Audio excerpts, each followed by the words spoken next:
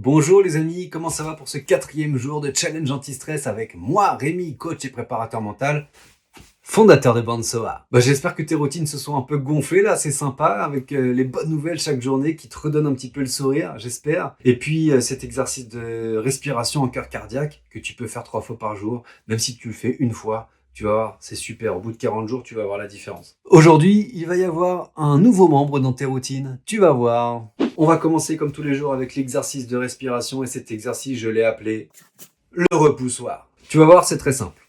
Comme d'habitude, on aligne les pieds dans la lignée du bassin, des épaules, on garde la tête droite, on ferme les yeux, on ferme les poings, on inspire par le nez. En ramenant les poings vers la poitrine et les épaules, on bloque la respiration quelques secondes, le temps qu'il te faut, et tu lâches en avant, et tu lâches les bras, bras ballants, et tu ressens tout de suite ce qui se passe dans tes bras, dans tes mains.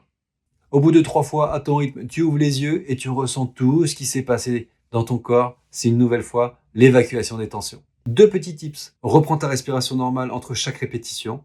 Imagine ce qui s'est pas bien passé hier dans tes points, tes stress, tes angoisses, tes anxiétés et éclate-le au sol, tu vas voir, ça fait super plaisir. Tu vois, c'est simple et si tu préfères mettre ça dans tes routines que les autres, y a pas de problème, c'est super.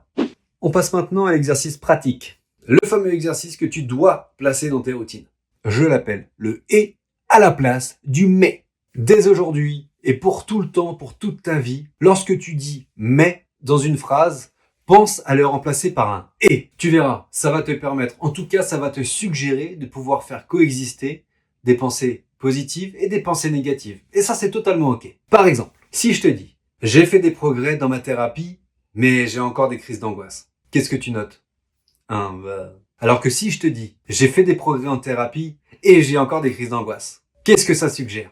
Dans un premier temps, le « mais » dans la phrase rend le progrès totalement anecdotique.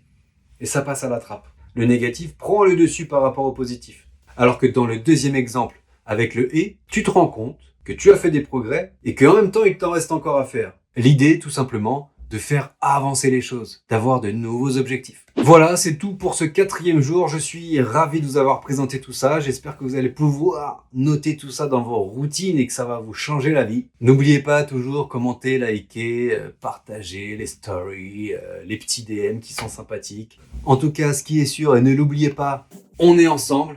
Allez, ciao Pantin!